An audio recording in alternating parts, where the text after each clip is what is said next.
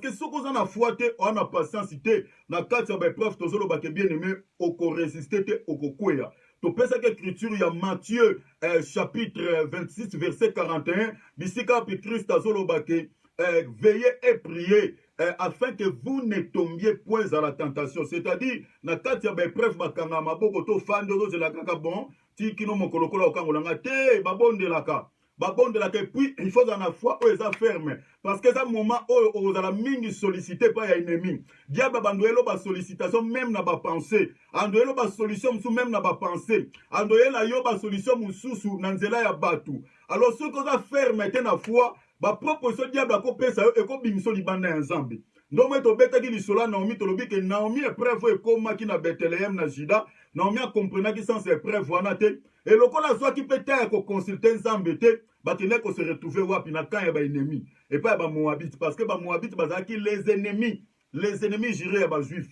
Alors à se retrouver kuna enene komelaki Naomi to yebi makambe komelaki Naomi dès que ba komi kuna mobala kufi bana mi bale ba kufi Naomi vie abondance toi kendeki nango tout esili Naomi emuka zolo bake nzamba zumsinga maboko pamba. Donc ce que l'ex ba presque que preuve comme le on a vie bien aimé oyebi ko saisir sans y épreuve wana te o comprendre te pourquoi situation oyo nzamba permettre moi comme na vie bien aimé o comprendre sans épreuve vitesse la mabe mingi o ko se retrouver na kaya Naomi lelo batu mingi ba situation za ki na ngomwa mukie malamu na ebandeli mais situation et ça grava pourquoi parce que a comprendre que situation comme la qui était na vie ya to lo baka situation nyonso o ezala ki te bien aimé o e comme lio na vie oh ezalaki nango te di coup bien aimé au senti oh eloko moko ya bien te au senti bana mutema no ke nzambe nini oh eza nini na komo mwana vie nanga nini na santé nanga nini na via bana nanga bien aimé il faut ça na bitibia na habitude ya ko consulter nzambe il faut buka mabolongo bondelaka c'est comme ça ba te belé la Bible bande ko sala donc ozaka na bitidi te situation moko ezalaki ya bien te ya na vie na yo du coup ba moment mo beaucoup mo leki so sentir neti Dites-moi mbongo komba komo sala ba dépense trop neti-moi santé ningani komo ko bela bela ou dites-moi bana ba santé komi ko ningana neti-moi makamora bien te la vie bien aimé il faut avoir l'habitude de prier Dieu.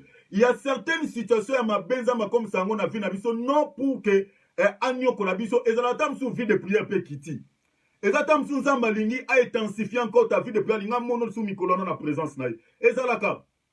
Des fois qu'on ala olali au bon de l'état na faiblesse pour oko loti ndoto moko be ba olando penana machette bazo lando na mutu moko na machette papa o kibozo kanga Jésus pour la muki na butu ana opesa moi par exemple mukie pour comprendre pourquoi ça m'a permis à certaines situations dans nos vies donc pour la muki na butu au bandi ko bondela yeba ke tala ndoto uti kolota nengo obondela tendengo bondela ki avolala okoza lo bondela ka fola na faiblesse obondela tam sous 10 minutes 15 minutes mais vie uti lota ndoto mabe bien aimé et même na intensification moko prière okobeta ta désert dita o comprendre que nga pena donc le moni mo bitumbe ko moya ozomona donc ezalaki nzambe za nango teko mutana zo landa linga te nzamba permettre yango moni Israël tomba kota ki na Kana Nzambe a repoussé ki binemi na ba musika te Bible zolo bana livre Exode ke atika ki bango nzinga na bango poso bali ba trébucher banguna na bazalo na fimbu po bazongela Nzambe omoni donc ezala ka nengwana donc Nzamba permettre na ka mweloko moko boye ya mwa image moko po yo zongela vie de prière à mono sous na présence na c'est comme ça donc certaines situations est comme la rabiso pe na vie to pasi moko to situation mo mususu ko zala ka Nzambe alinga mona ko jenaka te alinga mso amimona vie ya jeune amona kota msusu obondela raba 30 minutes alinga ba no mono obondela 1 heure parce que 1 heure du temps ezalaka biblique parce que chrétien so obondela moins d'1 heure oza vraiment na belle sa vie de prière parce que 1 heure du temps biblique Matthieu chapitre 26 verset 40 41 Christ a dit sur la disparu beaucoup ko zo nangata 1 heure te donc c'est-à-dire chrétien so na belle sa vie de prière abondela au moins 1 heure mais so comme obondela moins d'1 heure bien aimé en tout cas na belle sa makasi au monde. Parce que 1 heure est biblique. Donc, si on bon de la vie de prière est bien, il faut bon de au moins au-delà de 1 heure. C'est ça. Alors, donc, ça va permettre à certaines situations dans ma vie, et Zalaka, on te dit que épreuve Zalaka, école et ensemble. Abraham Soka Boyaka, épreuve et comme la vie, bien aimé, to yebite, oyo toza nango lelo na Bible pour na histoire Abraham tokoka ozala nango te bien aimé. Parce que les lots, au moins, tu parleras vraiment sur la foi, tu se bases sur la foi, tu ne vas que ça, la foi, personne ne peut lui être agréable. Et ça la cause à Abraham. Parce que Abraham a bêta kangam pendant 25 ans. Ah non, là, prophétiquement. Prophétiquement, parce que kangam pendant 25 ans. Mais sur le plan doctrinal, Abraham a chita qui moi mouké parce qu'il est kobotana aga, doctrinalement. Pour moi, équilibre ça. Donc voilà. Alors, moi, je suis sur l'amertume. Mais amertume, on tiré en mot, on parlait des sortes d'amertume. On explique amertume parce que, on a expliqué sans Samoana, amertume est à nini. Selon la Bible, selon la parole de Dieu, et puis selon mon kiliboué, amertume est à nini. Alors, la nanga bien aboké, donc on a le message à l'élo, et cause à la moi, net moi enseignement, net moi prédication, mais l'anda, mais vous allez plus net moi enseignement, moukié, pour na batu oyo baza. Bakangami na singa oyo parce que amertume eza singa donc ceux qui nzamba sala grâce to bimi na ngote lo les a te bien aimé lo les a te donc tozolo bela sur l'amertume. Maintenant on a deux sortes d'amertume na Bible. Nazo zona nous livre ya Ruth. Nazo zona livre ya Ruth avato tanga nino yo histoire le reste ya makambo etika na Bible. Tozu Ruth. Tozo zona Ruth chapitre 1er. Tangananga bien-aimé. Dans une Ruth chapitre 1er à partir du verset 20. Yokeloko Bible zoloba. Awa tozobeta histoire de Naomi. Elle leur répondit, ne m'appelez plus Naomi. Naomi signifie l'heureuse ou douceur ou gracieuse. C'est ça la signification de mon Naomi, expliquera peu beauté. Alors, alobi boy, ne m'appelez plus Naomi. Appelez-moi Mara. Mara likoloba affligé ou amer. Et là, il y a bololo, amer, amertume. Alors, car le Tout-Puissant m'a beaucoup affligé. La version Louis Sego, la version Semer, la Louis Sego balobi, car le Tout-Puissant m'a rempli d'amertume. Dans la Bible, je suis moi, mais Louis Sego parce que tu as sur l'amertume. Donc, car le Tout-Puissant m'a rempli d'amertume. Amertume, oyo Naomi azoloba awa, eza par rapport ya ba épreuve oyo komele, c'est-à-dire, motema na ye etondi na bololo. Etondi na bololo, pourquoi? Soko tangi na se wana, parce que na kati verset, au moment na lobi ke, na kendeki na Moab nazalaki na abondance. Mais l'Éternel, le Tout-Puissant m'a ramené les mains vides. Au moins, place amertume, et zo bota na mutema ya Naomi, et ça parce que abondance azalaki nango et ali susute. Le lope bien aimé, au cause de la monta monsieur ya nengwana. Parce que situation moko boye est comme na vie. Ozalaka na bozui, ozalaka na richesse. Mais bien aimé du coup, au pesa vie ne pas yesu makamnyo sommet, au senti que makamto est kita makamto koya. Et là comment marchation na vie na yo ezate et créa et loko moko na mutema no oyo zalaka na moté et créa lokola une sorte de déception parce que amertume et bota makape na ba déception parce que ba déception pe na vie à mutu et créa que loko o ba bengi amertume. Donc Naomi tanga loba awa Naomi azolinga loba kenkolo a décevoir na la vie. Parce que atikinga lelo maboko pamba parce que amertume et bota maka à partir de ba déception, à partir de humiliation, à partir de blessures intérieures, à partir de choc à ma casse na vie. Amertume peut quoi se naître. Et azo parler abondance à Naomi ezalaki mobali na ye. Abondance à Naomi ezalaki bana na ye. Mais akena na mobali, akena na bana voyage mobembo po akima mwa mukenzala. Mais Naomi akenda kuna mobali na bana batikala na mboka oyo bakimaki à la quête du pain. Et Naomi azosonga maboko pamba tala choc ya nengwana na vie ya mutu bien aimé. Na ofungula mukie na kokota penza mingi en détail te na profondeur te parce que awa soto koti bato belé bazo se retrouver na kati amertume suite parce que bozui lelo ezali suite. Azalaki na bozui mais lelo abi que la chasseresse. Et na kati motema na motema tonda na bololo. Parce que et ça l'appelle col nzamba électionné dans le blanc mais si maintenant amertume on a ofungula. Et amertume tozomona yango pe na vie ya Job. Awa na otanga livre ya Job na zui Job chapitre 27. La nanga bien bien mais si on comprendre makamnazoloba, on comprendre amertime ezalaka nini, on comprendre que ngai pe na mutema na nazabwe amertime il y a déjà bon moinanga. Parce que ça racine moko bien aimé et kolaka et se développera. Totanga ngwa na Bible. La n'enseignement au bien aimé et ko aider vie na yo makasi et nazo kwa que tant to bondela na date ya le 20 bien aimé Nzambe akozanga te ko visiter yo. Nzambe akozanga te ko kangolo parce que si on a déjà délivrance bien aimé na kati ya problème on a lobela awa sur l'amertume. Bien aimé c'est tout parce qu'amertume et kangaka porte et préparation na grâce ensemble.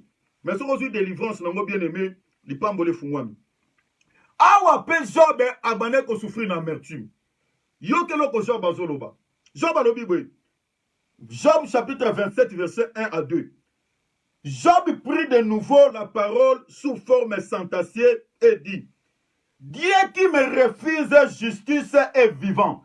Amertume ezalaka pe mutu oyo bapimeli justice. Amertume ezalaka enetraka pe bien aimé à cause ya manque ya justice o baboy ko rendre mutu wana. C'est-à-dire ba rendre ye justice te nde mutu wana eloko moko nete na mutema ne pasi moko etikali gravé par rapport et pas ya mutu oyo aboy ko rendre justice. Au monde ande to fun l'amertume mais base ya amertume à part ba auto simba base ya amertume ezalaka mingi manka pa wana to simba on a volé mususu mais landa awa amertume ezalaka eloko aussi mangana bien ba point auto kene parce que na fungula vraiment en détail muke oko comprendre ce que c'est l'amertume et amertume ezali barrière ya makasi bien aimé soki nzamba salo grâce était otika lo muno bonde la kanzamba ya no la côté oyeba te les problèmes ezalaka nini mais à partir d'enseignement oyo bien aimé, on comprend bien malamu ba iloko nde mutu empêcha ba prière nanga et par exemple tokotanga na bino bien aimé noir sur blanc na Bible. Job alobi boy. Le tout-puissant me refuse justice et vivant. Alobi boy. Le tout-puissant qui me remplit âme d'amertume est vivant. Donc Job peut motema nezala qui remplit d'amertume. Et amertume ya Job eyaki par rapport à quoi? Parce que Job a coupé la qui bana. Job a coupé la qui a coupé la qui bana. Job a perdu tout ce qui était comme une richesse. Donc bozwina ye nyonso ekende ki toyebi histoire à Job. Job bien aimé azalaki frappé na ba maladie moko bien aimé o atikala kobela jamais na vie. A perdu qui santé. Et tous ces problèmes-là, yango ekreaki eloko o babengi amertume na motema ya Job. Wana amertume otolo ba mutu oyo nzamba olekise na ba épreuve. Non na simbi deuxième volet amertume. Na solo be l'amertume o c'est-à-dire nzamba fungoli ba porte moko ya bien te na vie ya mutu po a passer dans une école et mutu wana akomi ko souffrir na eloko o babengi amertume. Mutami bale aleka na amertume ezali Jérémie. Tozotanga livre ya lamentation. Baza ebele maintenant souka na Jérémie. Pour comprendre eloko o babengi amertume au moment des épreuves. Parce que te eloko oyo mo oyo amertume bien aimé soki o comprendre yango te bato ebele ta musu basimba yango na moi bien pensate. Yango mona olobela deux sortes ya amertume. Eza na amertume o ezali muto alekisa na ba épreuve, na amertume o ezali racine ya méchanceté. Wana de place na rovanda mingi. Maintenant, on fungula muke amertume oyo nzambe a permettre yango do amertume ya malamu. O ezali ke mutazo lekisa yango parce que nzambe a lekise na moment moko ya souffrance na moment ya ba épreuve. Mutami bale ya misatu. O alekisa ba amertume na vie na ye ezali Jérémie. Batu batanga ka histoire ya Jérémie, bamonaka Jérémie le prophète azo sakola. Nzambe salelanga lokola Jérémie bien aimé ke bana ba prière muso salaka. Ke baka bien aimé. Au moment Jérémie a prophétisé, Jérémie a parlé sur 70 semaines de déportation. Il y a Bana Israël, ils ont besoin de moi, nous peut combat Jérémie. Bien aimé. Moi, je n'ai pas ça va moment où il y a pas si na vie na ye. Ouais, bah tina Jérémie a comment lamentation te. Boké ba kombo musubo zoaka. Jérémie a souffert, bien aimé, prophète ensemble, a souffert na nenga jeté. Et bah tout va persécuter les Arabes Bana Israël, peuple na ye. Donc moni mutu bazuye babwaki ye na libulu o ezanga mai e batike bongo sain loko akolia abeti kuna mikolo na mikolo bien aimé to fanda yango moni avopesa mwana kombo lukana oyeba histoire toboyi te bakombo nyonso na bible ezalaka bakombo opesa bana te wana no ina yana no wana donc avopesa mwana mosusu kombo ya bien aimé luka nanu oyeba makambo nini moto wana alekisa na vi na ye soki olingi mwana no alekisa mpe bapasi oyo jérémi abeta na vi na ye pesa ye kombo ya jérémi parce que jérémi makambo ekomela ye na vie bien aimé yokeli oyo jérémi azoloba toi na jérémi naseka na obuke toi na lamentation pardon chapitre 3 totangi verset 15 jérémi azoloba boye alobi il m'a rassasié d'amertume. Amertume, c'est bololo. C'est-à-dire, il y a choc. Il y a souffrance qu'on dirait dans sa vie. Oh, yo mote me tondi na pasi. Et tondi na bololo. Et tondi na douleur. Mais, pas si on a mouta permettre mon vie na ye Nzambe. Yoka Jérémie lobi. Il m'a rassasié, il a rassasié alobela Nzambe. Sur tanga on au 4 verset, sur tanga banana na verset 3 na likolo au monde a parler sur l'Éternel. Abi il m'a rassasié d'amertume na bololo. Il m'a enivré d'absinthe. Absinthe sur le mot que tanga on Apocalypse au monde absinthe ezali eloko a bololo, ezali la poison. Parce que tout aussi m'amertume comme poison tant autant au monde va définir comme poison. Donc, absinthe, c'est le coup, il y a poisson, donc il y a bololo, donc il y a le coup, il supporter la vie. Parce que l'eau amertume, quelque chose d'amer, bien aimé, au coco mélamoté. Parce que ce que tu as amertume, il y a frappe qui rivière moko, bien aimé, na absinthe, bien aimé, il y a tout le monde qui m'a dit, parce que il y a bololo à liwa. Ce que Jérémie a dit, c'est que Nzamba rassasié mon thème en absinthe. Donc, c'est-à-dire, Jérémie a dit que c'est un moment moko insupportable dans sa vie. Mais Jérémie, dans verset 22, Abi, les bontés de l'Éternel ne sont pas épuisées. Ses compassions ne sont pas à leur terme. Elles se renouvellent à chaque matin.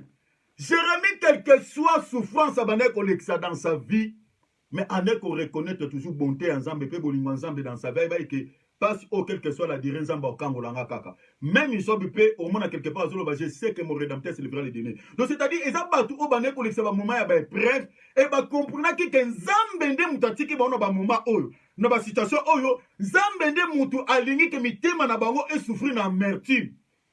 Pour appeler ça bango une leçon spirituelle à la longue. Yango au mona na livre ya 1 Pierre. Au mona que Pierre azolobake il faut que vous soyez attristés pour un peu de temps par les diverses épreuves. Et ça, dans le livre, il y a 1 Pierre, tout le temps, on te pour Nathan. 1 Pierre, chapitre 1er, verset 6. Donc, au moment que Pierre a expliqué à l'objet que Zama permet à Rabos à attrister pour un peu de temps par des diverses épreuves. Donc, nous sommes un peu d'amertume pour quelques temps. Parce que Mouto azoko lekisa azo passé mouté mané ezana kata amertume, c'est-à-dire c'est quelqu'un où son cœur est tondi na ezana tristesse, est tondi na pasi, est tondi na douleur. Et Pierre azolo ban kolonde mouto permetaka. Bon ala attristé pour quelque temps na ba diverses épreuves. Pour affermir kondima na biso. Amertume o tolobeli awa ezali amertume o ezali provoqué par des épreuves causées par Dieu. Eza amertume ya mabete. Eza amertume oyo ya malamu. C'est-à-dire, Nzamba zo ko enseigner et muto na zo persévérer na prière et puis azo croire ndé to moni Jérémie azo croire toujours na bonté ya Nzambe, azo croire toujours na mawa ya Nzambe quel que soit motema neza na pasi. Job pas lo ba ke rédempteur edi ka ko telemaka mukolo moko, quel que soit vie on azo lekisa. Ah, omoni. Donc batu wana c'est-à-dire, muto azo lekisa ba moment ya épreuve. Muto azo lekisa ba moment moko dire dans sa vie, motema ne tondi na amertume. Amertume ya mabete ya koyina batute ya kosala mabete et mutu wana motema ne ezo penser toujours na bonté Nzambe. Ezo penser toujours que un jour Nzamba kosikola kaye et amertume wana ezali amertume tolobake ezali ya kitoko et ya moni Pierre azolobake c'est un sujet de joie. Toujours dans le livre, il y a 1 Pierre chapitre 1 verset 6. Abi c'est un sujet de joie. Ce qui Nzamba so passe à tiki motema ne ton dans moi mouke na tristesse par des diverses épreuves et c'est un sujet de joie. Ba ene na biso ba comprendre kango yango moni bande ko glorifier Nzambe na ba situation na ndenge mitemo na ba to na pasi na bololo pour na ba situation o ba lekisaki. Mais deuxième volet a en place to kofanda. Deuxième volet ya amertume, ezali amertume oyo ezali lié na méchanceté, na animosité, na dispute, na querelle, na jalousie, etc., etc. Amertume oyo ebotami par manque de pardon. Awa nde place na sofanda. Mutu moko boye asala yo likambo moko boye na vie. Asengaka soit pardon. Oboya kolimisa ye ogarda likambo wana na motema. Mutu moko boye soit asalaki yo likambo asenga yo pardon te. Et que likambo wana lokola asenga yo pardon te, maintenant okomi koluka o se rendre justice. Yo moko, soit o se venger un jour d'une manière d'une autre et ogarde likambo wana na motema. Nde ya mwana place amertume sobota, c'est-à-dire amertume et botamaka origine cause ya amertume otolobela na deuxième volet et botamaka mingi par manque de pardon. Wana na simbi première volet to fungula ba volet na ngo ba racine ndenge ni amertume et botamaka landanga beso comprendre enseignement oyo tant to ko bonde la dimanche à les 20 bien aimé o mona neni nzamba okangola yo na loba awa ke to tanga na bino livre be tanga ba écriture au mona tie wana o mona amertume bien aimé. La Bible dit et blokaka. Donc c'est-à-dire prière ne kokana. Ya omoni muta so bonde la nzamba bonde la mais ozo so ba résultat ozo so ba ya noter ozo bate eloko nini ezo ko empêcher que nzamba exauce. Bien mais nzamba za ka très fragile na péché. So lingo mona faiblesse nzamba beta nzamba to bundisa nzamba longa ye. Nzamba kima musika na yo pena yo na ekutu bokuta na katebo mona na kata yo ka kote bien aimé. Zalaka na kati nona eloko moko onzamba linga te. Omona wana penda esili omona no sunza mete na vino donc lukayo omona ga elisuste donc faiblesse ensemble ezalaka en gros le péché parce que amertume c'est là tout tanga na bino awa bien maintenant semer omona ne semer aso expliquer yango. Donc première sorte amertume tolobi causée provoquée par des épreuves causées par Dieu. Wana eza amertume ya ba épreuve ezalaka na motema mabete et se rendra compte na mutute ezalaka na vengeance te ezalaka na eloko te ezali causé par les épreuves oza ma permettre na via mutu wana na problème te ça eza amertume ya malamu. Mais on tolobe la deuxième sorte amertume on de tolobe la mabe o eza lié na lisumu na animosité o bible so benga racine o bible so benga na kombo ya poison infectaka même les autres ezalaka contagieuse ebebisaka vie ya mutu ye moko pe vie ya bato mususu bien aimé. Amertume yango nde tolobako eblokaka prière ya mutu donc ciel eza fermé ciel est fermé na mutu na yo. Donc les bénédictions du ciel ne couleront jamais sur ta vie. Donc la porte du ciel est fermée sur ta tête. Et après l'amertume. Donc motema ya mutu amertume na c'est-à-dire mutu ana salio mabe totanga écriture avant to fungula parce que so totangi te oko comprendre l'état amertume to lobel to na livre ya Éphésiens na komaki ba verset wana bien aimé Éphésiens chapitre 4 tozotanga à partir ya verset 30, to banon à verset 30. Landa bien mais zalaka na lito ya molimo o landa ga lecture bien parce que ce qui sont ya malamu na lecture ou comprendre mbala moko enseignement. Landa enseignement bien. Éphésiens chapitre 4 to banon à verset 30. Kuna na titre na tsaki kaka Éphésiens chapitre 4 verset 31. Na kata kiango mais awa tozo bana na verset 30 tina verset 32 yoke loko nini Paul azolingo loba nalobi ke amertume première origine ya amertume ezalaka tangu mutu asali mabe oboko pardonner ye nde eloko wana ebotaka na motema ya mutu tango oboko pardonner eloko enetaka na motema mutu ezalaka amertume c'est-à-dire ogarde orimine likambo wana ogarde yango na motema na yo nde place amertume ezobotama. Apôtre Paul alobi boye na bani na verset 30 n'attristez pas le Saint-Esprit de Dieu. Abandia wa omoni oyeba siko eloko nini e attristaka le Saint-Esprit de Dieu en nous parce que ndako molimo na nzamba vanda so lingo luka ona mukilo ezaka ne nzoto ba chrétien kuna nde so luki Saint-Esprit omoni na nzoto a chrétien parce que Bible lobi ne savez-vous pas que vos corps est le temple du Saint-Esprit qui est en vous avant na kati na biso sikoyo akomaka triste par rapport ya quoi apporte pas la bandina nous aw. N'attristez pas le Saint-Esprit de Dieu. To quoi trister comment? Tozo kende. Car Car par cet esprit, Dieu vous a marqué de son sceau comme sa propriété pour le jour de la délivrance finale. Verset 31, siko awa abandi ko expliquer. Et loko nini oyo, pourquoi zoloba na tristé par le Saint-Esprit? Explication dans verset 31. Bien maintenant, quand ça l'a très bien de konangai. Abandi ko expliquer awa. Verset 31. Amertume, irritation, colère, éclat de voix, insulte, faites disparaître tout cela du milieu de vous. Donc, molimo na zambe na kata mutakoma ka triste. Tangu ka mutu kati ne racine amertume botami. Tangu mutu azo vivre na kata irritation. Tangu mutu azo na kati na azo se sentir mingi la colère. Tangu mutu kati na ye ayeba korobana batu te mingi ko gangi la batu élever la voix. Nana version semer. Donc c'est-à-dire c'est-à-dire batu wana ba triste ka pe Saint-Esprit tangu zo gangi la mutu. Donc surtout a na lobela mingi ba mama. Ba mama, pour mama botinga pas zalaka mingi na molimo wana. Donc so gars zalaki na internet, il fallait rendre un message. Azala mingi na bitida ko ganga. Donc, on a comprendre que ko ganga kapé ko gangela mwana to ko gangela muninga na yo et tristaka Saint-Esprit. Parce que un manque à douceur. Parce que des personnes des personnes amères, bazala na douceur té. Donc on a li kama muke kaka casse éclaté ah! Yango Bible loba ah. Donc éclate de voix et à tristaka Saint-Esprit. Soro ye baraté le bien-aimé, ça yango na mutu yeba yango. Donc ça a un esprit à douceur. Atali kamango suyo nengenini. Vous allez avoir voix au ekita pour que l'esprit de Dieu au azakat na yo ayoka ke sengo a demeurer toujours kat na yo. Parce que tu as trois étapes au Saint-Esprit qui t'a ravi à moun. Premièrement, ce que l'esprit de Dieu a commis triste. Les apôtres yo sali lisumu et ka sepe na ngote a commis triste. So za moi nzam au senti loko loko mo so manqué kat no senti loko une sorte de paix et quitter motema na yo. Et de là on comprend que Saint-Esprit se peut dans likambo te.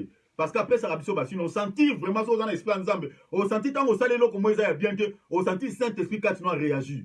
O ka loko moi c'est une sorte de pénétine. Et loko on comme ko déranger moko. So ça chrétien comprendre maman Saint-Esprit se bien dans likambo te. Ça la repentance du coup. 50 de kona bolimis. On sentit quand no pe kimezongi. Bible lobi boy. Faites disparaître du milieu de vous, ainsi que toute forme de méchanceté. Verset 32. Place dans le but amertume et botamaka na manka pardon. Verset 32, ce qu'on a expliqué. Soyez bons et compréhensifs les uns envers les autres. Ce qui compréhension exacte, na katina on a continuer. Ce qui compréhension exacte bisika batu babani parce que amertume origine nango et botamaka mingi mingi tout autour des cercles proches, c'est-à-dire entre frères et frères, entre amis et amis, entre voisins et voisins, entre donc au milieu de la famille, dans cercle proche ou dans des places amertume mingi mingi botamaka. Ah, on a expliqué non origine amertume non manque à pardon. Donc il y a une deuxième origine. Apôtre Paul à l'Obiboui. Pardonnez-vous réciproquement comme Dieu vous a pardonné en Christ. Dans le verset 31, Asimba amertume. Afungoli ba racine nango. Parce que dans quatre amertume, il y a l'irritation, il y a la colère, il y a l'animosité. Au monde attend toujours évoluer, ah bien aimé, au monde a semence oko. Et à semence yamabe, bien aimé, oko lingata mukolo moko te na mutema na yo efanda. Et on comprend pourquoi baalo bake mutu o katine amertume vande a privé la grâce ensemble. Et baalo bango parce que amertume c'est un poison. À cause de l'amertume, bate belé ba commettre le ba meurtre. Parce que dans quatre amertume, il y a la vengeance. Mutema mudezo crier une vengeance, ils ont crié une justice. Alors tant que yozo lingo se faire justice na yomoko, ozo linga o venger. Bien aimé na yomoko, eba que ta justice est imparfait. Eba que vengeance nous est imparfait. Ninge Bible zoloba. Notre justice est imparfait. C'est la justice de Dieu qui est parfait. C'est la vengeance de Dieu qui est parfait. Quand Luka te mutasalo mabe oluko venger, to oluko se faire propre justice. Quand Luka ko sala blo ko na te justice nous est imparfait. Et au même maillot, comme c'est compliqué, vino pour rien. Mais si vous avez maintenant venger la place, on dit Bible, à moi la vengeance, à moi la rétribution. Au moins, on a des vengeances, on nous a mené à Ramalam. Parce que nous avons aussi côté Nemi na yo. Pour la maboua, ça l'a bien aimé, c'est terrible. Alors, par marque, il y a pardon, mais racine, auto bengue, amertume, yo sani. Et so botama. Il y a un moment apôtre Paul à l'oasim, amertume, et à l'obi pour que amertume, quand na yo ezalate, il faut ça dire. Il faut que se pardonner réciproquement. Donc, mouninga tango salo maba sengo pardon bien aimé. Longo le loko on a dit kukat na motema na yo et oublie ce péché. Kozalate loko na bateau balobaka. Kosala ko limisa muteza ko bosa na likambute. Bien aimé. Bateau balobaka mingi langage sont des païens. Et puis ceux qui créent toujours le loko on a ceux que yoko on comprend nous pourquoi on peut sa vie n'est pas à Christ. Kolimisa mutezalaka ko bosa na likambu ko ôter les péchés parce que musala Christ a kosa na mukile sani. Et ça c'est que pour à couvrir les péchés bon je vous pardonne mais je n'oublie pas quand même bon il est tika na tete. Christ a dit ko ôter les péchés, c'est-à-dire qu'oublier à effacer yango. Ndéplacer toujours la rémission du péché et nzambe le va agréer biso. D'autant que vous pardonnez bien aimé na bien aimé zonga malam na ye. Nkolo mususu na beta moi exemple mukie nande ko moko aminanga. To vandara bien na bandaku, to vandara bien tout ça dans le cadre de voyage. Et ndeko wana asala geloko moko chokanga makasi na ndaku wana pe batu babenga comme un serviteur de Dieu. Alors mbala liboso na fâché. Et tellement soit kinga na fâché là ndeko wana batu babi ke lokwa to zaraba mi awa to solo la lisusu te to loba na lisusu te. Parce que etikale muke mari li kofi.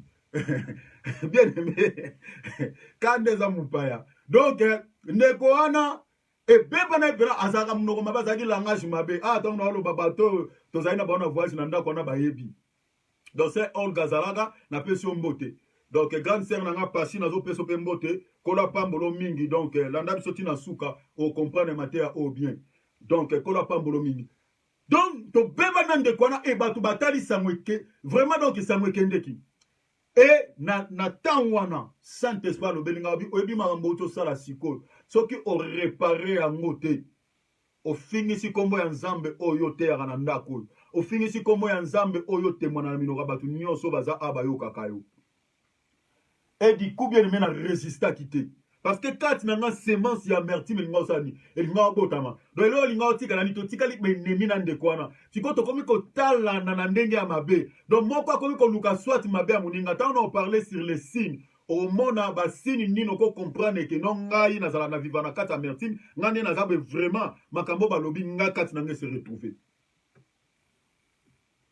et du coup mais bien aimé tant nzamba lobelinga na réparer na ndekwana na yebi c'est bien aimé na lobi bien aimé na ngana tanga kombo na bombi kombo na bi bien aimé limisanga na bi pardonner nga na nyonso uti kolekana yende mutasala nga mabe parce que problème ezalaka mingi lelo amertume ezobotama na mutu oyo azo se senti même ba awa ba chrétien belé bazo se retrouver et belé yona lo ba chrétien la nanga bien awa et belé ba chrétien bazo se retrouver parce que azo tala que non nga na sala mabe te nga na raison yende mutasala nga mabe yende sikoyo lokola mutu ana sala mabe senga pardon te chrétien tika na position na alobi ngai ti yenda ko senga bolimi suponga na sala mabe te nga na problème na ite te on a problème là parce que au garda mutu wana imaginer na mutema na yo o limisa été pour solisaka été pour pesa kembotete o repara na été parce que pardon ça la caractère que yo za na raison o koki ko senga mutu pardon na cadre de réparation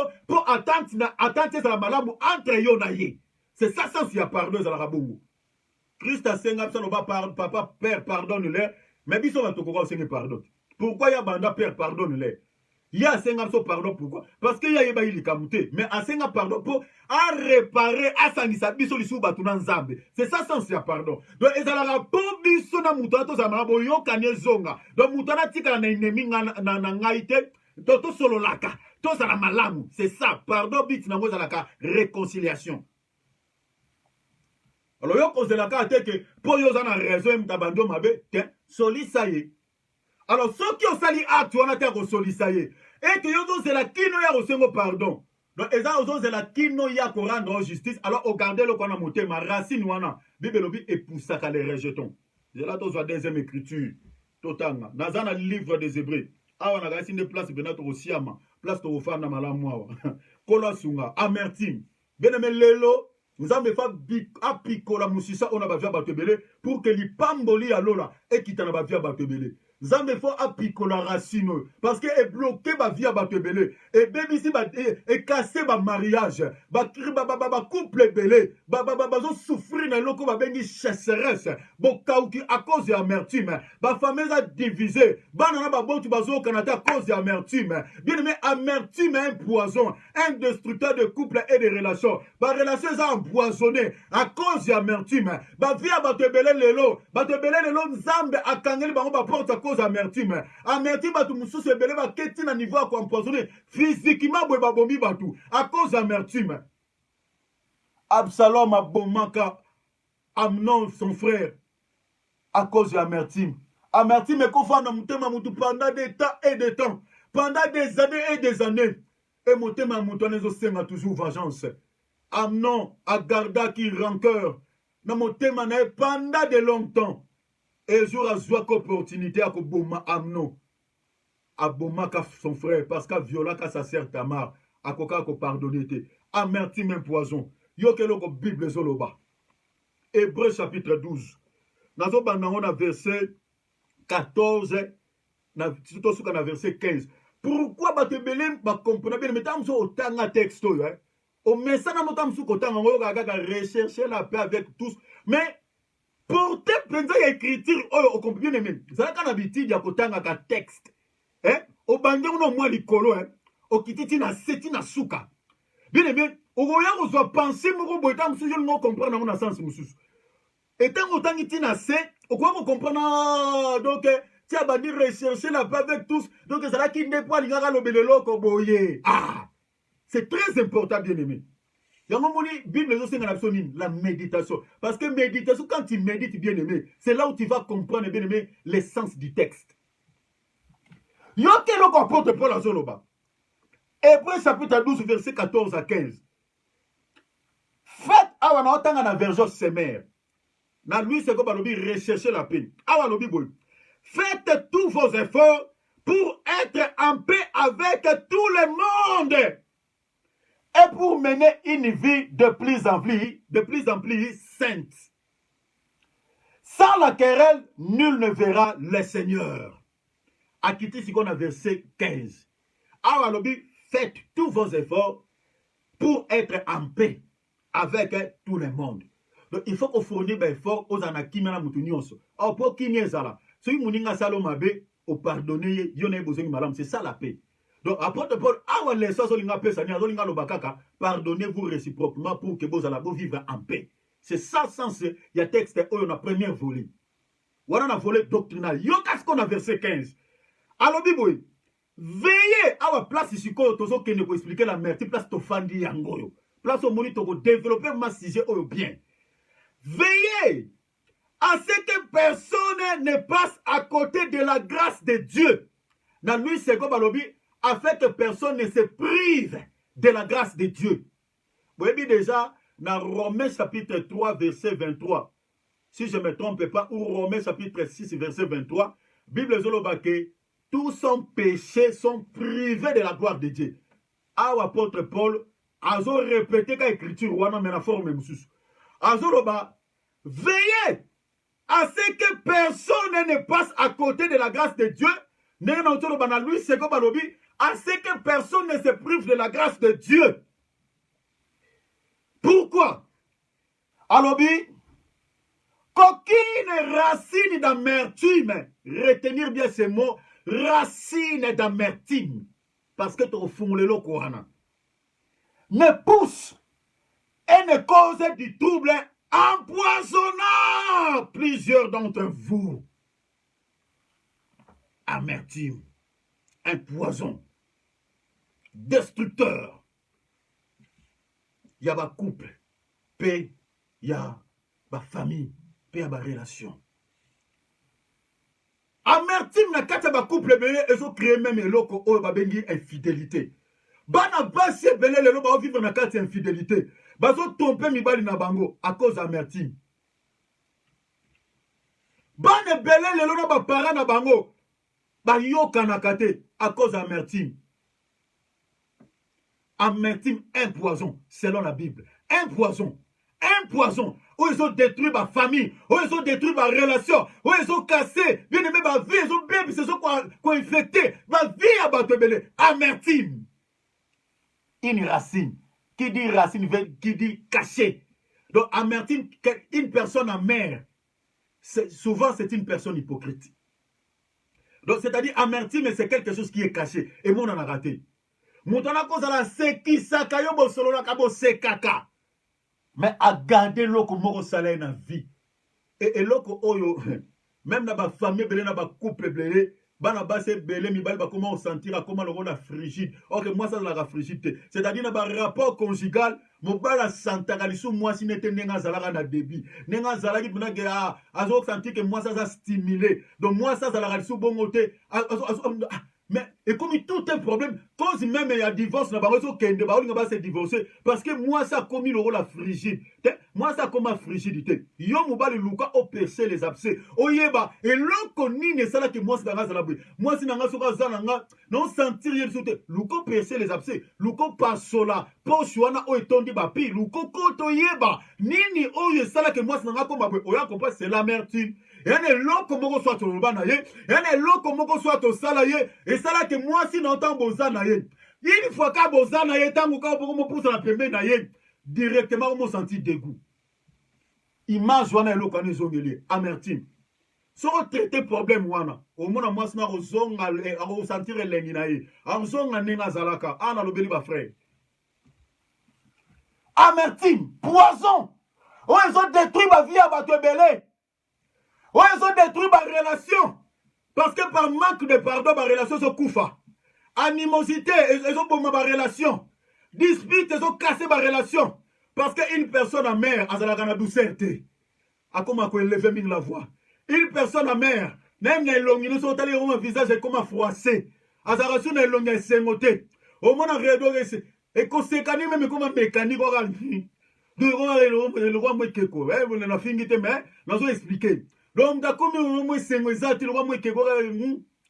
donc, et c'est moi ça l'a raté, l'amertume. Donc, et comme c'est le gamin froissé. Donc, place il y a Zali, à comment même qu'on infecter les autres. Donc, caractère est changeant. Parce que l'amertume est changeant, caractère à moutou. Bible est là, et cause à trouble.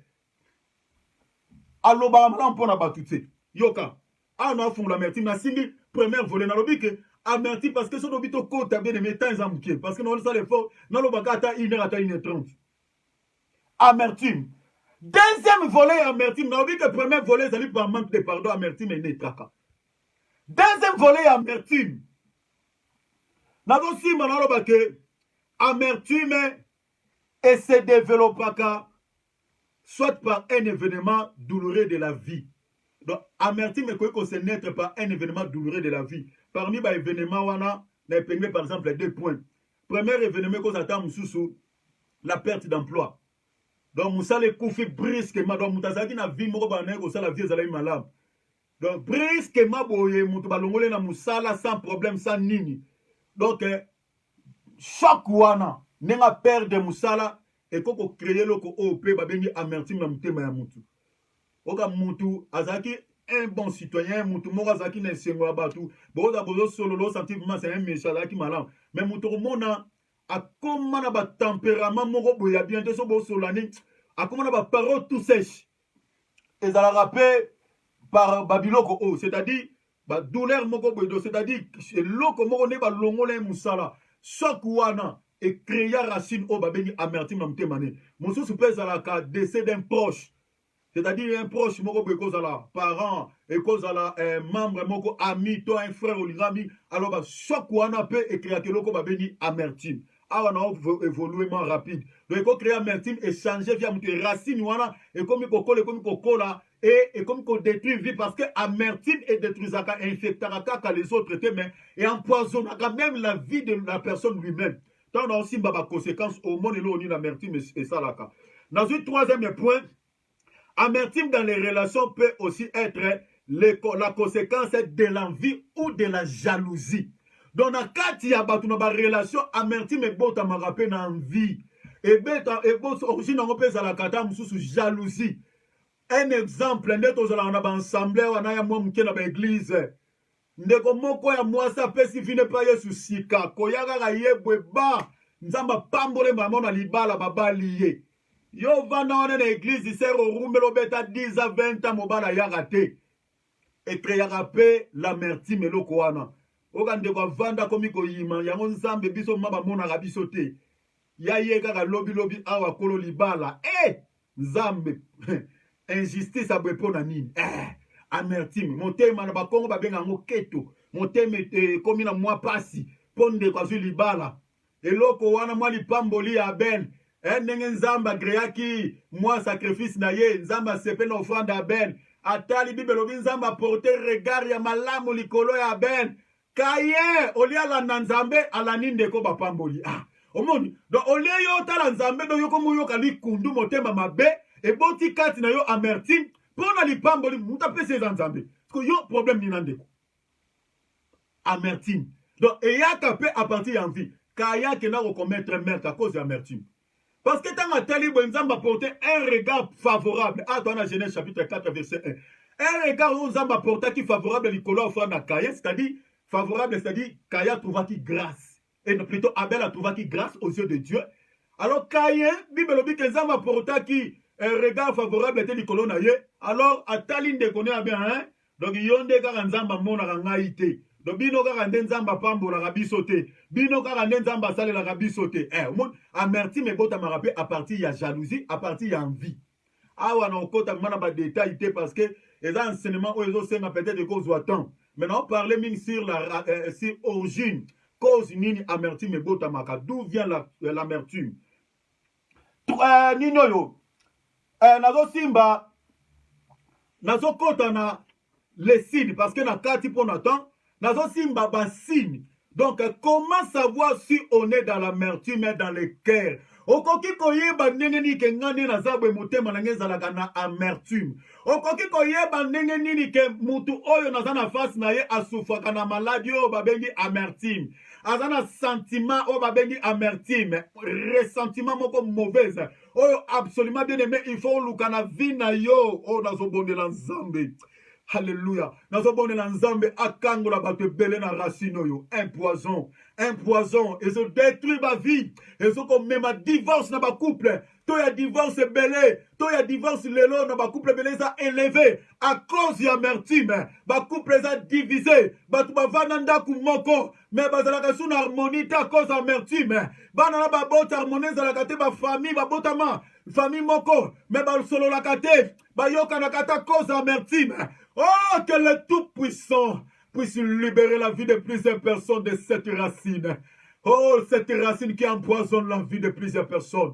Nazobonde na nzamba kangola bato ebele na racine oyo. Ils ont bloqué ma pamboli. Ils ont bloqué la bénédiction. Par la zone loba que chacun, je ne prie. Abi, veillez à ce que vous ne soyez pas privés de la grâce de Dieu. Privé de la grâce de Dieu veut dire quoi? Les bénédictions ne couleront plus sur vos vies.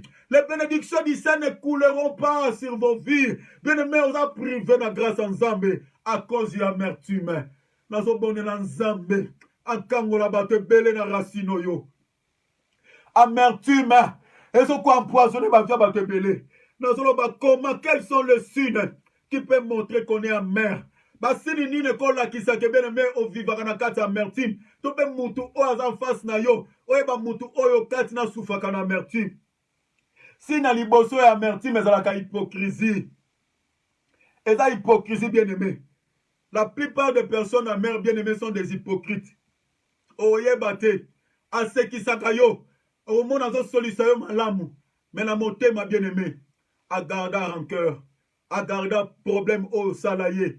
Au monde mukolo musa akoko rappelé yango même na masolo aloba yo kanisaka mabe salanga likambo salanga na bosa na yango yo ngai na yo kaka tina cimetière tokolobanaka bien aimé au monde mutako rappelé mukolo mususu boy na lisolo apasa rappelé mabe osala ye a rappelé a raconter ya lobi okanisaka na bosa na yango yo mabe wana zela okopeyaka prix nango mokolo mosusu na likambo oyo osalanga bien-aimé arapele yango c'est-à-dire bozalaka ne oyebaka te aye korapele un jour likambo wana osala ye. Donc des personnes amères la plupart des cas sont des personnes hypocrites. wana eza basini oyo okokomprendre soki omoni mutu na vie arapele mabe moko osala ye yebake alimisa yo te agarda likambo na motema ezali signe oyo ezolakisa ke c'est une personne amère. Donc kati na ye agarda rancœur wana. Alors il faut luka bien aimé yo na ye osenge vraiment pardon abimisa wana motema na ye bien aimé pour que ye a trouvé grâce na miso nzambe. Sinon racine wana oyo rancœur wana oyo agarde mpo na yo ekoempoisonne kaka vie na ye te ekozala kaka mabe te mpe mpo na yo mais ekoki koinfecte aussi bato ebele parce que bible ezoloba eza racine. Donc c'est-à-dire ese développaka eyebaka kokase bavie ya bato ebele. Donc akokoma meme pierre d'achoppement mpo na vie ya bato ebele mpo na entourage ya bato ebele oyo ye akozalaka na bango un jour na vie. Donc, Tolobeli que premier signe est la hypocrisie parce que la plupart des personnes amères sont des hypocrites. Deuxième signe est amertume, bien aimé, et zalaka aussi, moutona au monde a zalaka douter. Parce que des personnes amères, la plupart des cas, bien aimé, manka keloko va béni douceur. Bazalaka douter, bazalaka mingi, bien aimé, brutal. Bazalaka mingi na irritation. Bazalaka mingi na réaction moko brute. Donc, c'est-à-dire bazalaka douter. Et puis, quand na bango bazalaka ne loko ba bengi amour te. Donc, la plupart des personnes amères bien aimé bazalaka ba perdake loko o ba bengi bolingo. Au mona ta mususu bien aimé amutu moko ta mususu asunga batu na vie. Asala ni ba molamu na bata eleki. Mais bien aimé au mona bata moko be à cause ya ba choc moko boy. À cause ya situation moko boy comme là na vie bien aimé alinga ka suko sunga te au mona koma ko ba mingi on a sala ekoka. On a sala ekoka, on a sala ba zongi selanga nini. Et ça ramène les personnes amères. Donc, c'est-à-dire, Moutouana a souffert en amertume. Mais ça va signe, oh, ils ont fait bien aimé, Moutouana a souffert en amertume. A rappelé, on a mis dans le bâtiment, on a sala, va saler l'anganim. Au moment où on a yé a sunga batu, le coup la batouana va sungi et na vie, bazong selier bola mouté. Au moment où a comme koloba, moukilo, vraiment. Nana sali sa batu, le long on a souffri. Batona bazota la pamba. Moukili. Donc, il y a mingi de personnes amères, c'est-à-dire moutona a souffrir de racine ba bengi amertume et a basim. C'est une personne amère. Alors moutona il faut luka délivrance. Sans ma kangoliete donc ma prière toi ko sala. Bible m'delo bangate. Ba prière Bible obi a privé de grâce ensemble. Alors on a basim. Alors deuxième signe moutona mona ça ba irritation et ça colère. Donc c'est-à-dire une forte irritation quand vous attendez parler de cette personne, c'est-à-dire mutu oya salo mabe donc soko yo kikaka ba obeta lisolo na place yo za au consentir le la kande ko beba sur la même journée. Donc mu colonel ko beba poka batangi do komba mutu wana mingi yana bana basi o bazo ba déception na mibali et cause après tout comme na mibali o bazo ba déception na basi. Donc soka nenga zana donc ndenge ndeko na décevra ye à cause atamza za ka fiancé na ye alors ndeko ndenge Zamba sunga. Donc ndenge peut-être moi makambo etamblaka na vie alors ekosala ke ndeko a rompre ba idée to azalaki nango po abala ndeko wana alors ekrea choc ana ba mingi mpona basi ekrea choc na motema ndeko wana mwasi. Alors ndeko wana donc ndenge azana alingaka te koyoka kombo ya ndeko wana na matoi na ye parce que amertume toloba origine nango ezalaka mpe ba déception. Donc c'est-à-dire ndenge ndeko wana décevra na vie et créa une sorte de loko béni racine d'amertume. Donc ce qui kaka batangi kombo na ye place za ndeko wana donc journée mobimbe koko beba. Donc image wana tout ya déception na ndeko wana ezongelié. Et ça aussi un signe où ils ont attaqué, c'est une personne amère à souffrir na loko béni amertume. Parce que muta cause vie à cause de la carte à cause de l'amertume, yé moko yebite que carte na ye a souffrir na maladie ba benga amertume. Aye bien ngote. Donc on va que amertume et poison. Et il y a comme tout mouké. Pour la zone c'est une racine. Racine se développe par la morote. Racine est bandara d'abord toute petite. Et bandara mouké se développer. Alors tant que quoi coquet mando mouni poison tant que se répandre. Ne bon mon amna moutou bobi mais azalaka boité azalaka fille moko douce. Azalaka fille moko malamu mais mouki le change à kabatu. Vous comprendre était et ça amertume. de ebandaka mukie mukie parce que ekolaka alors tant ekole pousser ba racine ekembi ne bomona na mutu penda donc na elongine boye do ba sina merci bozomona yango do mona mutu moko soka botangi ko moka une forte irritation mutu akoma na bakanda moko extrême akoma moka soka tomboki donc il faut bobenga même amina ye o pena ibi ko maîtriser et ça ba signe amertume donc point monsieur tozolobela. Vous ne supportez pas de voir cette personne. Donc, vous ne supportez pas de voir cette personne progresser. Donc, yo n'ozana mutwana o asala o mabe. Donc, n'ozana ozela susu. Donc, on souhaite même programme mutwana te. O comment ozela mingi ba échec na via mutwana. Et ça fait ba signe c'est une personne amère. Donc, on souffre d'amertume. Donc, ozela ka te oyo ka malamu moko loko moko ya malamu ko veli ndekwana. Donc, ozela koyo kasango moko be soit mabe moko komeli oyoki na mutema no bien. Deti ndeko moko lobi abeta na lisolo ya frère moko et na lisolo ndeko wana ndeko moko bon. Asala moi ba erreur. Neto za bebe ne biso tout mutasa juste za te bien aimé. Mutasa parfois za te bien aimé. Biso tout ezala yo ozo garder mutona. On a bon de la lelo. Tu dois libérer cette personne là bien aimé que tu as enfermé dans ton cœur, que tu as enraciné dans ton. Il faut bimisser pour que Zamba pambola yo. Ce qui ont pardonné de connaître bimisser na mutema no tozo continuer ko ruminer dans ton cœur. Bien aimé yeba que la porte du ciel est fermée. Au bon de l'ensemble nenge no so bien aimé. Okobunda na biso lokola serviteur de Dieu. Okobon de la kanza mais bien aimé, okotika la komona te mukolo monzamba ya nolayo. Pourquoi? Parce que bien aimé, tu gardes encore cette personne dans ton cœur. Ozo koka ko pardonner te na mabasa la yo. Ozo koka ko limisa te ko pimisa yete. Ozo garder motema nozo crier toujours vengeance. Motema nozo crier toujours justice. Bien aimé, justice na yo est imparfait. Tika justice ensemble sala. Bible obi à moi la vengeance, à moi la rétribution. Tika ensemble venger pour na mutuana. Bimisa na motema na pour que les portes du ciel, pour que les bénédictions du ciel coulent dans ta vie bien aimée. Tant que vous gardez cette personne dans ton cœur, tant que vous monaka toujours image na ye, tant que toujours bien aimé, vous gardez ma cambo à salon, vous continuez à ruminer en haut, vous continuez à méditer en haut bien aimé. Racine, ils ont empoisonné mke ta vie, ils ont répandre et les portes du ciel les a fermées. Na vie na yo. Oko atam so moni photo ande kwana. Komboni ka batanga o beneme journée ko beba. Et ça signe o ezo la tsake beneme ozo souffrir na amertume. Donc ozo c'est la satisfaction mon côté na ngama ande kwana ozo c'est la plus minima b et comme la epo yo ka moi bien. Alors nde kwana nde na no beta mwa lisolo. Nde kwana tanga beta lisolo bi nde kwana webi nde ko kinganye.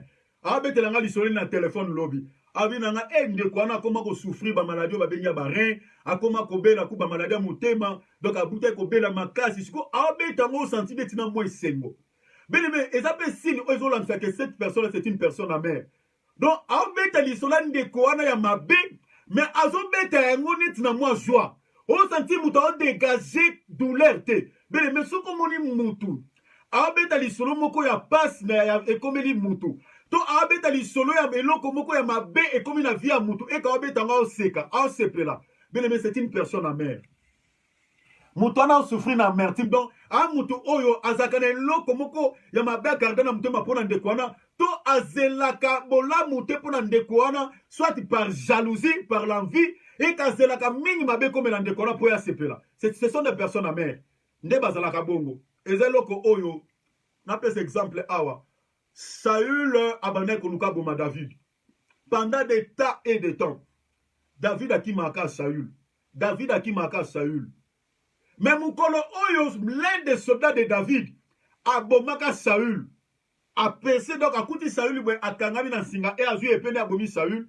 A memi sangoana et pas à David, a dit que t'allais nemi na yo. Na outi ko bomaye. Bible dit que David a là. C'est ça l'attitude d'un enfant de Dieu.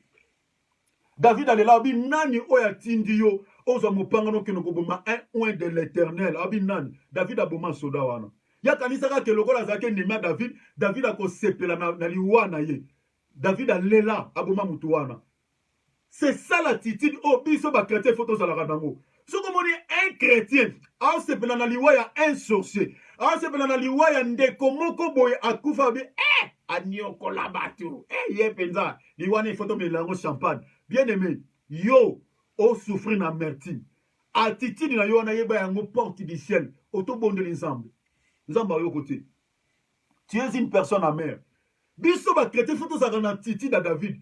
ennemi na yo akufi bien aimé déjà dans la base soki mutu akufi dans le péché bien aimé so onio eza nini ya lokola ko mosala oyo yesu asalaki na ekulusu mpo na ye eza sans effet donc yesu akufela ye pamba donc moto wana ke passe toute une éternité en enfer donc biso tozalaka na ngambo ya Christ donc il faut yoka pasi bien aimé il faut yoka pasi ndenge David ayoka ye pasi mpo na liwa ya Saül omoni donc osepelaka te so omoni moto aosepela na mabe moko ekomeli moto to moto wana asala accident akomi inapte na vie ndeko yo osepela na position ndeko wana tu es une personne à main il faut bondela ensemble ya pikola racine il faut ezala déraciner extirper na vie na yo pour ozwa délivrance pour que nzambe alola afungula la rosée du ciel ba bénédiction écoulée dans ta vie na aussi ma dernière point pour na suka awa parce que moi na kota mingi na muzindo za nde pour na temps parce que na obi que ça enseignement moko oyo esengai vraiment ezwa biso batembele nazopesa quelques conséquences ya amertume landanga bien non parler sur les conséquences si vous en avez ce sont des points très importants parce que amertume ils ont créé Bible c'est un poison où ils ont détruire amertume et détruire sa vie à mutu kaka émotionnellement mais amertume et détruire sa vie à mutu même physiquement et landanga parmi les conséquences autozolobela. Première conséquence de l'amertume, nous avons les conséquences comme les conséquences émotionnelles. Parmi les conséquences émotionnelles, tu as la dépression. Tu as souffrir, tu déprimé, bien aimé. Origine de la dépression, de la vie, bien aimé, c'est lié à l'amertume. Parce que les personnes amères, bien aimé, souffrent de la dépression. Souffrent de la donc, au moins, une personne dépressive, c'est-à-dire à souffrir moralement, c'est-à-dire à sentir que dépression, et c'est et la plupart des cas, il y a un type dépressif. Donc, on a à cause de la vente, pour calmer. Bate belé lelo, comment on met l'alcool pour abosa muke so ambeli moi le a senti le corps à moi bien a senti le corps moi moral les vendi nous dit moi ça le corps kiti moi tender eza pe racine na mingi mingi zalaka nino amertume parce que amertume na kati na ngo bien aimé il y a ka vie à mutu il y a que ce qu'on ronger vie à mutu parce que Bible c'est un poison donc parmi les conséquences émotionnelles nous avons bablo otobengi les dépressions donc wana omona deuxième signe pe cause à la momona elourdisaka mutu intérieurement omona mutu po asala likambo aza kilo donc oyebina il faut botindika ye mingi omona donc elourdisaka mutu intérieurement mutu omona komi lourd ezalaka mpe l'un des signes oyo elakisaka ke mutu oyo donc eza baconséquence pardon on en parlait parce que non sur les conséquences eza baconséquence oyo ezolakisa ke mutu oyo asouffrir na merti parce que et comme ça mutu kilo deuxième conséquence naokende mwa mbangu deuxième conséquence tolobi ke les conséquences au niveau de la santé la plupart des maladies qu'on n'arrive pas à soigner tire son origine na nini oyo na eloko oyo tobengi amertume bamaladi ebele ozomona bato ebele baosouffrir médecin moni bato belé ba comment okende koluka ba psychiatre bien aimé origine ya ba malade belé oni ba médecin ba so comprendre ameli ba kisi to pesi ezo simbate origine ezala minga amertume amertume c'est un poison bien aimé eliaka mutu na kati eliaka parce que amertume bien ndeto tangi na Bible amertume eza lié na âme origine amertume eza lié na âme. Or Bible solo dans Lévitique chapitre 17 verset 11 l'âme de toute chair c'est son sang c'est-à-dire na makila les éloquents est circulé dans le sang. Et comme conséquence dans la santé boya mutu, bien aimé, ils ont créé un bloc au babengi ba estomac. Et comme on même appétit à mutu. Au moins mutu pour aller à liaka na air moko tardif à liaka soka yo kinzala. Donc c'est-à-dire ta oyo batu ba liaka ya liaka na tanganate. La plupart batu belé ba souffrir dans ba estomac.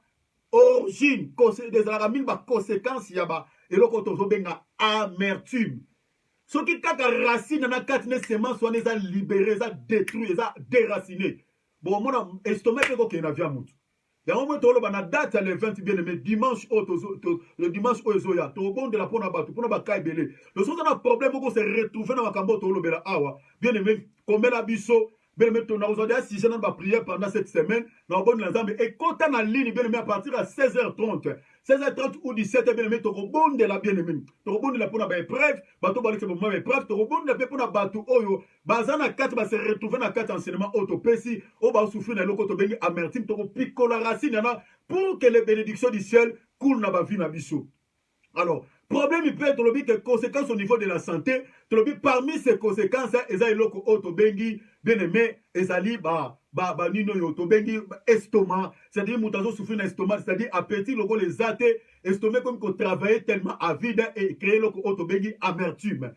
Et deuxième conséquence, conséquence, monsieur Ezali Babylon, on a tension. Amertume et matisaka, fréquence. On va souffrir de problème cardiaque, on a fréquence cardiaque plus élevée. Et on a moins de chances à vivre longtemps parmi Batouboua, qu'on vivre longtemps, et à souffrir de tension, fréquence cardiaque très élevée.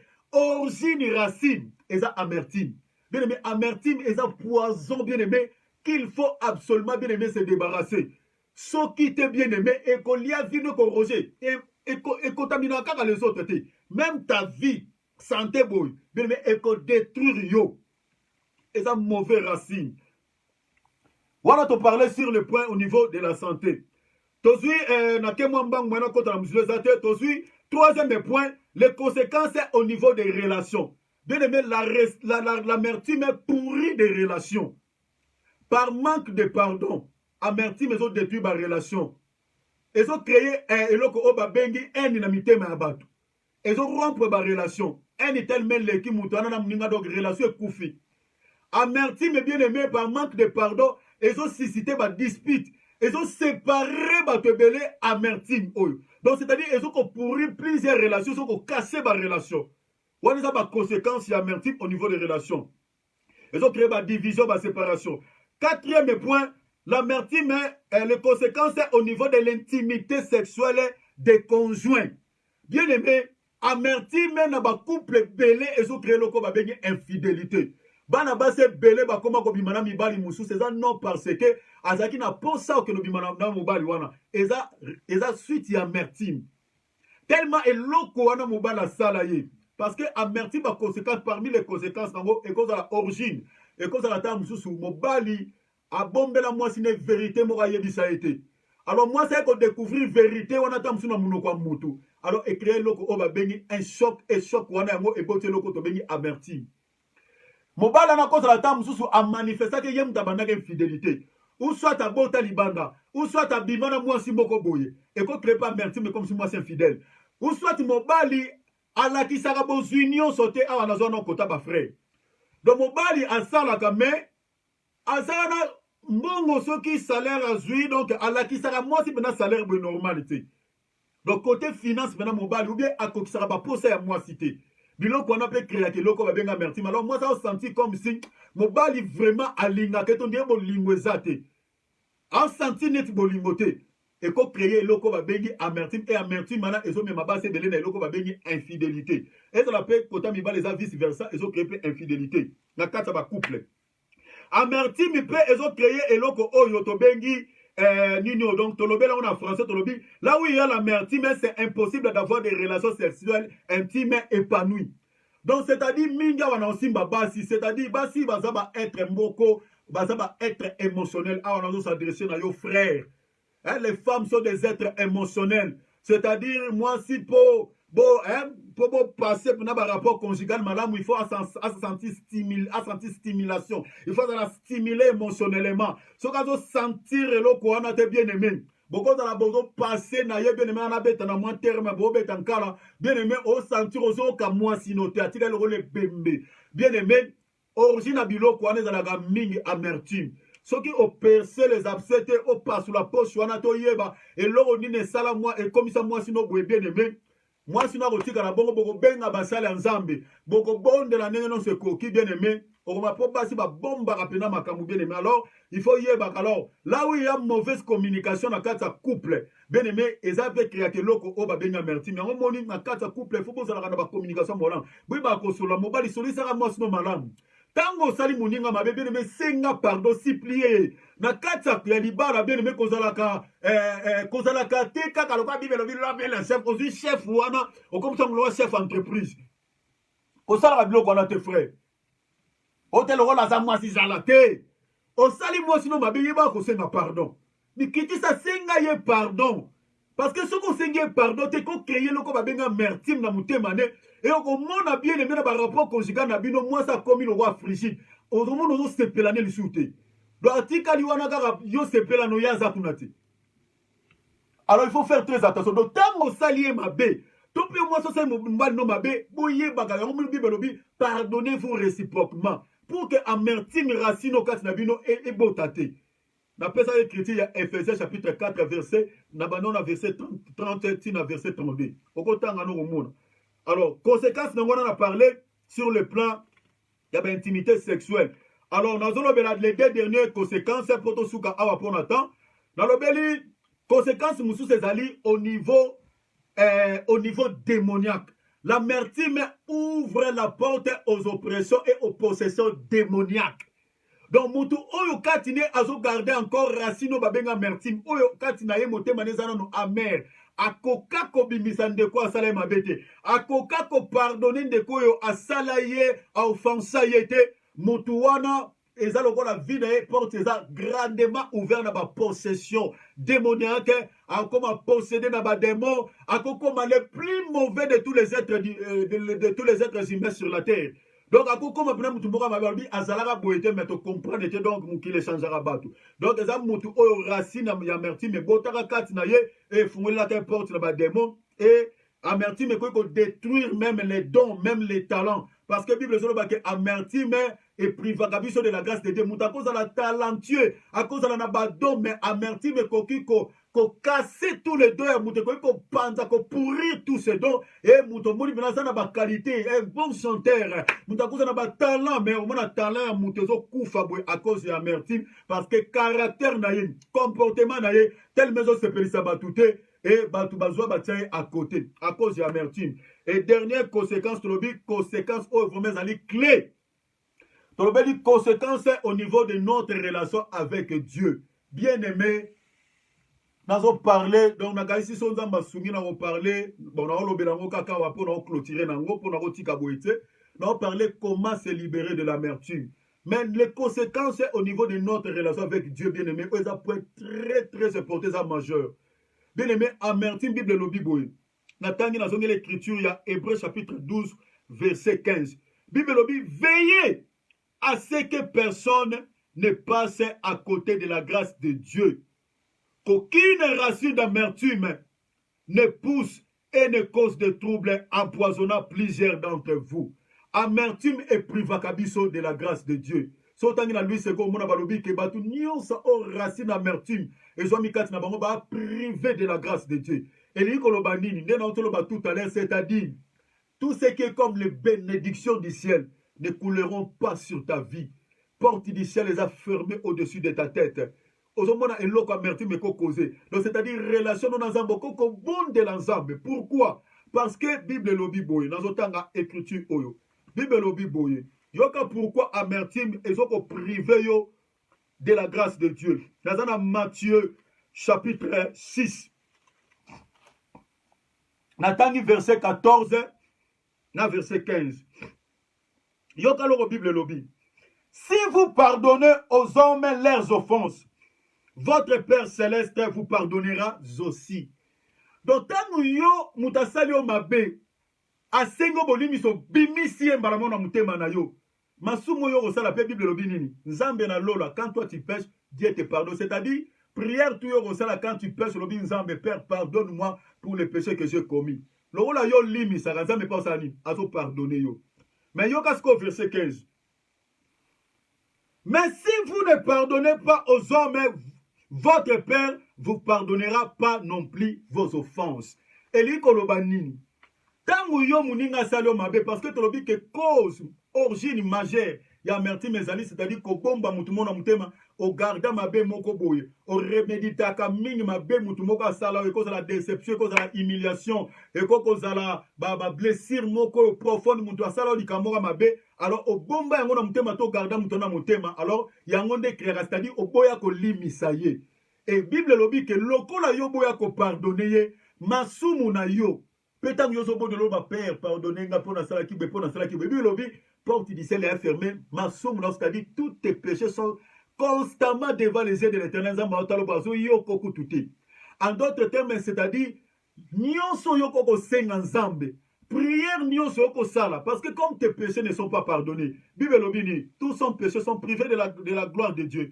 Donc, gloire à Nzambe, c'est ça la bénédiction. Parce que comme le péché, tes péchés sont constamment devant les yeux de l'Éternel, en d'autres termes, c'est-à-dire, prière tout comme ça, la grâce à Nzambe ko couler sur ta vie, les bénédictions du ciel ne couleront pas sur ta vie.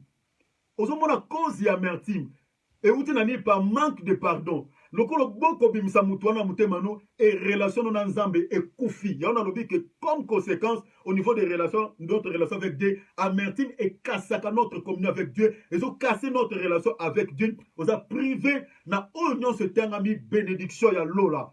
Et bien aimé, comment se libérer de l'amertume? Bien aimé, pour se libérer de l'amertume, bien aimé, première et là qu'il faut ça là bien aimé, il faut banana nous. Kobimisa mutuana na mutema na yo. Nazo bonde la yo ndeko. Oyo garda bien aimé moko na mutema. Bien aimé, commencer à relâcher cette personne dans ton cœur pour que les bénédictions de Dieu coulent dans ta vie, pour que tes prières soient exaucées. Bien aimé, tant que tu commences à garder toujours cette personne dans ton cœur, tant que tu gardes toujours, bien aimé, tu rumines, tu commences toujours à reméditer, tu recenses toujours, bien aimé, c'est que cette personne t'a offensé, bien aimé, les bénédictions du ciel ne couleront pas sur ta vie. Commencez à relâcher cette personne, je te prie au nom de Jésus-Christ. Commencez à libérer, à oublier tout ce que cette personne t'a fait. S'il s'agit même que de pas inaye, oui, mais c'est ndeko. Na pesa kombo tete pona likambo, salanga bien aimé, lelo na limisio. Na tomboli maboko na likolo, je te pardonne.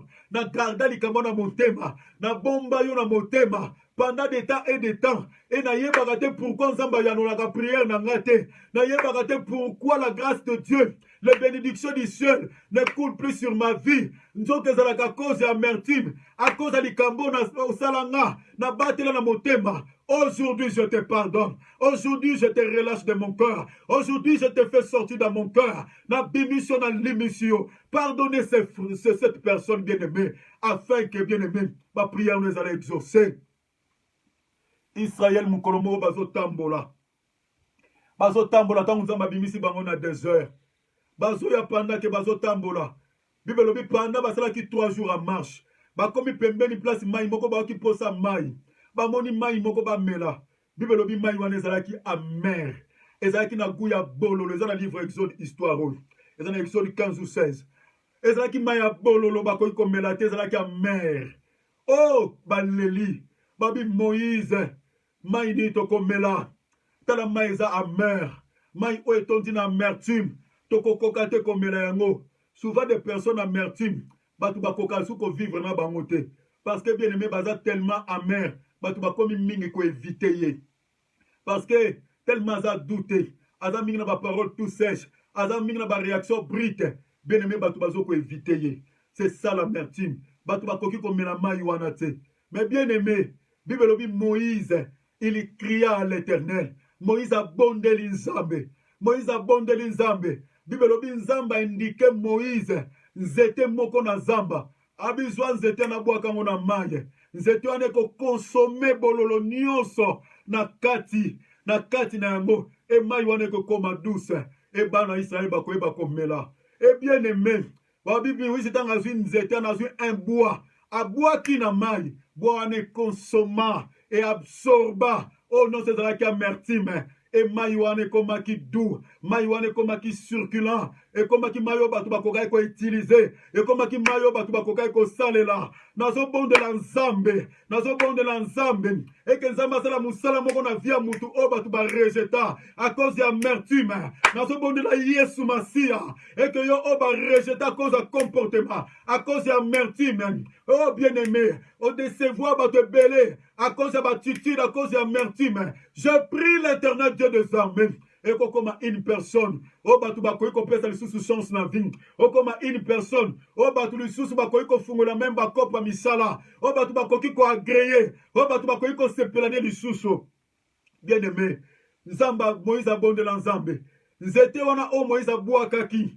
Bien aimé, koki kolobela na première volet la croix. Bisika pi Yesu apportaki toutes nos malédictions. Bisika pi Yesu Massia apportaki tout, bien aimé, tout ce qui était comme amertume. Mais bien aimé, nzete wana lobelaka Yesu Massia. O Moïse abwakaki na mai. Parce que ba mama ya Yerusalem, tango Yesu amemie kulusu azotambola azolela. Yesu azolela. Ameme kulusu azokenda azotelema. Pona masumu na ngana yo. Bible zoloba ba mama bazolela. Yesu Massia alobi na bango. Ezana Luc chapitre 7 si je ne me trompe pas. Alobi bolela ngai te. Abisoki nga nzete. Nzete ya mubesu. Nzete ya mubesu. Basali nga boye. Ekozala boni na nzete ya kokauka. Bene men nzete o Moïse abwaka na mai. Ezala kinde Yesu Massia. Parce que Jésus-Christ a le bois vert. Il va consommer tous nos péchés à la croix. Bible dit le châtiment qui nous donne la paix. Et quoi qui nous colonne. Bible dit c'est nos souffrances en même qui amour. C'est de nos douleurs. Ne apporte qui le châtiment qui nous donne la paix. Et quoi qui nous colonne. Bien aimé, Yesu Massia même qui amertume na yo. Yesu Massia même qui rejet na yo. Yesu Massia même qui tous nos déceptions. Yesu Massia même qui tous nos animosités. Yesu Massia même qui tous nos fardeaux, tous nos douleurs. Alingi Yesu Massia salam salam qu'on a vu na yo. Mais c'est par la prière. Parce que Bible dit Moïse a prié qui pour que Nzamba intervenir na kaya bana Israël. Pour que Maïwane comme dou. C'est par la prière. Et on a zolinga bien le mot bon de la langue et longo. Mais mettons ça là une prière. Le l'autre bon de la ramoukier. Mettons ça là une forte prière. Ben yebisan de konyonso. Oh yebi que bien pendant que tu peux enseignement oyo. Au sociolotal on a image tant que zoloba. On comprend que ndeko moko peut se retrouver na baka ototi kolobawa. Bien aimé. Yebisan de koana. Le 20, bien aimé, dimanche prochain. Bien aimé, tu ça une prière. Tu vas exhorter mon pied. Tu vas moi rappel mon pied sur l'amertume. Et tu vas parler mon pied sur les épreuves. Mais tu vas prendre la bien aimé. Pour que Nzamba va fondre la vie belé. Pour que la rosée du ciel va couler encore la vie va te belé. Pour que la prière va te belé quand maman. Et va fondre maman. Alléluia. Alléluia. Alléluia. Alléluia. Alléluia. Alléluia. Alléluia. Zambe monene. Zambe monene. Zambe nanga. Mosusa zalite. Zambe monene.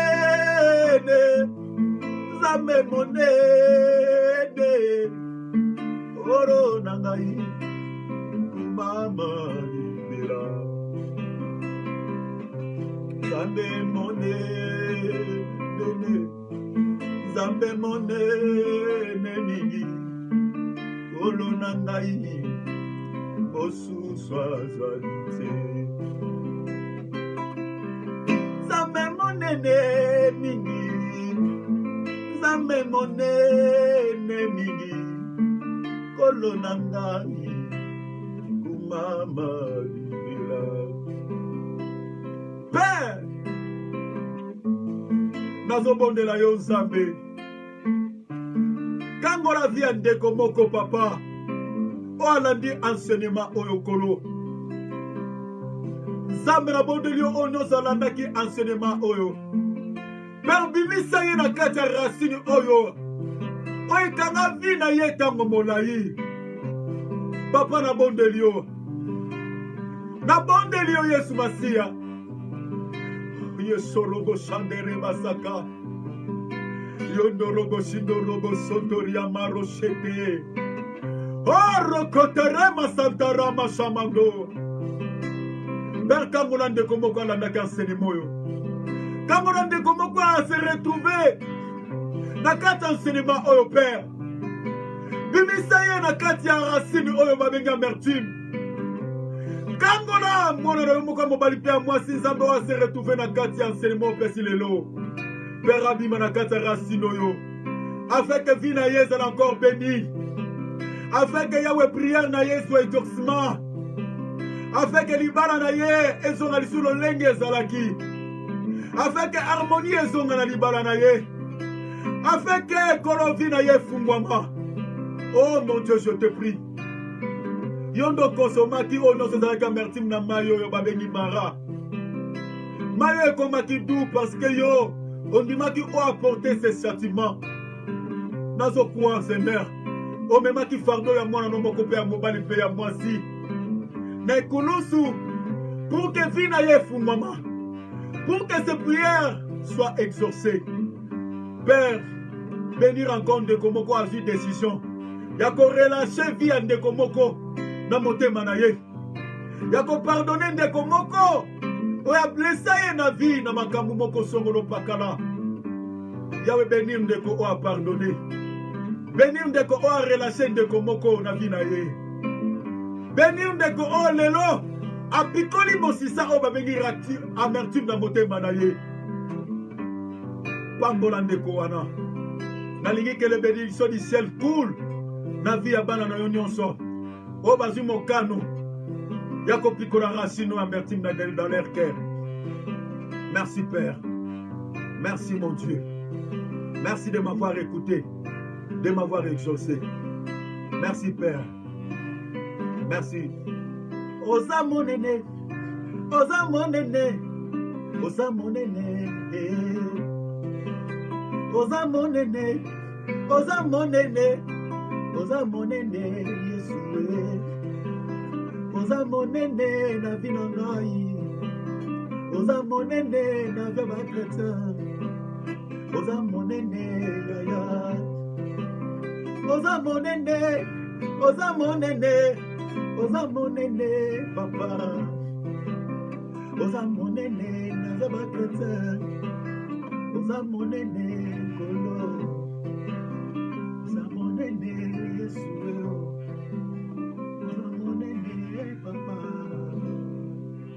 Que le Seigneur de gloire, que le Seigneur Dieu Tout-Puissant, apambola bino nyonso obolanda kibiso, rendez-vous na biso bien-aimé, de na outi ko rappeler, toujours nazo continuer ko rappeler, rendez-vous, toza la prière ya kafu, toza tambinga robonde la bien-aimé na date le 20, toza la ba prière étant sous ekoki, jusqu'à ce que l'Esprit intervienne. Robon de la bien-aimée pour na batu nyonso ba olekisa ba épreuve. Bien-aimé épreuve et kitaravia mutuka na prière. Épreuve ya ane, épreuve ne stérilité et sila ki na prière. Et nazo croire épreuve a vie na yo pe. Prière o to sala le 20 nzambo atienga na mutema. Poto bon de la le 20. Na batu nyonso nazo croire que nzambe wana ko ba obimso na épreuve yo et rume na vie na yo. Na kombo na Yesu. Quel que soit niveau, quel que soit degré ça, rien n'est impossible à Dieu. Zalana Bisogar en ligne, bien aimé, à partir à 16h30, le 20, à partir à 16h30, bien aimé, Zala déjà wana, Kota déjà en ligne, bien aimé, tout bon de l'ensemble. Toko exhorter mouké, toko édifier mouké, puis toko Kota na prière. Donc, si y a besoin de cognon, so y a besoin de problème, bien aimé, à Sangana, toujours en prière, parce que nous allons croire que le ciel sera ouvert et que les anges de Dieu, bah, aux alana opérationnels pour, n'a quoi que déposer les pamboli, peut solution, n'a problème à vie à moko na moko. Donc, d'ici là, portez-vous bien. Na pesi bino son moto bolanda kibiso. Donc l'homme de Dieu Robert, l'homme de Dieu Jean Bosco Lobela, l'homme de Dieu René Ikongo, l'homme de Dieu Joseph Désiré, l'homme de Dieu Robert Munga en Afrique du Sud, Polo Apambo la binonio so mingi vraiment tant oso bozo mona ngana zoko répondre tena ba nini mususu bozo comment parce que naza moi mukie concentré mukie donc boyebika ndenge zalaka batamoli modog hier moi on s'est retiré mukie donc voilà mais dimanche donc à partir à les 20 bien aimé soko komelinga message bien aimé na romona yango na koko tanga sona moi meza important bien aimé za ya kana kotanga yango et atana répondre yo te bien aimé yeba ke na tangi na kotanga et na obonde la pona kana yo banda tout au long ya semaine oyo déjà et dimanche bien aimé wana za donc ça clôture à ma solo donc ça point final kuna nde bien aimé ça sombele suka bisanga donc toko papa toko panza donc vous allez avec explosion bien aimé donc ça na biso en ligne dimanche le 20 benga batebele bakota pour que to bonde là ensemble Coleus Massia apambola bino nyonso ma grande sœur Pacifique soit bénie, Nancy Zakayana, Nancy Lebika, frère Alex, donc on compte en contact semaine prochaine. Donc bozala wana yebisa mobali no sœur Nancy Lebika, yebisa mobali na Kotaline, Nancy Zakayana bo Kotaline, ma sœur Ladi, maman Ladi bozala en ligne, Iris na bondelio ma petite sœur, il faut en ligne, ozala en ligne. Donc il faut beaucoup de bino nyonso, donc na bondelio bino nyonso ba bien aimé. Oyo Natani Kombo te bozala en ligne, ba Florence Lubaki bozala en ligne, ba Esther bozala en ligne, to bon de la mission ensemble. Problème est cause la même ya yo te to ya vie ande komoro boye, ben me kota en ligne, to ko bon de la nazo insister na sisaka na bozanga te, kota en ligne na mobile na yo, to ko bon de to sala ba prière à kafu na date ya le 20 toko bon de la bien aimé. Bozala na bino nyonso poto bon de la Olga Mandou na France, kozanga te. Kota en ligne, donc il y a des gens tout ça, Tony Kadibo Kota, Bino Nyonso, tous en contact, Sœur Marceline Pemba, tous en contact, tout bon de la Nabino Nyonso ensemble, Sœur Moukajina Montréal, Kota en ligne, tout bon de la Nabino Nyonso, na date le 21 dimanche Zoya, Bozala Wana na 16h30, tout Kota, tout dans programme Nabisodo, surtout dépasser mon pied 17h, tout ça les photos démarrer. Donc voilà, vous avez une nouvelle mouké, yangwana to bon de la pona ba situation nyonso, to bon de la o pe ko za ba ka ya ko bon de la to ndenge za ba orienter biso to se laisser guider par le Saint-Esprit et yende mutako kamba biso ce jour-là. Vraiment que le Seigneur de gloire a pambola bino, bozanga pété ko bon de la ponanga pour la journée wana. Dans le nom puissant du Seigneur Jésus-Christ. Pour les bien-aimés en français, donc la vidéo sera publiée au courant de la semaine. Portez-vous bien au nom du Seigneur Jésus-Christ. Ciao. Amen.